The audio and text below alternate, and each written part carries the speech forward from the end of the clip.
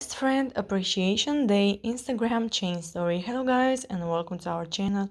In this video I'll show you how to do this add yours button right here, so keep on watching. First of all, we have to click on the search icon from the bottom of the screen. You have to be, of course, on your Instagram app. And then you have to search for my account, which is Ali and John YTT. And now you have to go to new 2022 March at highlights. You don't have to go to my story because that will expire in just a few hours, so you may not find it there. So it's best to go to new 2022 March at highlights. Once you are here, you just have to tap until you find the desired sticker. There we have it. Click on the others button. And if you are not able to click on the others button, once I will do the story, I will show you from where you can get a tutorial to help you solve your problem.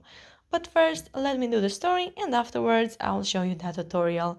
So now you can go to your uploads and choose a photo with your best friend. I will go with this one. Now you can place your sticker where you want. Make it bigger or smaller by using your two fingers and then place it where you want. And once you're happy with your story, you just have to share it with your friends. So guys, now, if you are not able to click on the others button, what can you do? You have to go once again on my Instagram account. And from here you have to go to super viral at highlights. And here you will find this first story.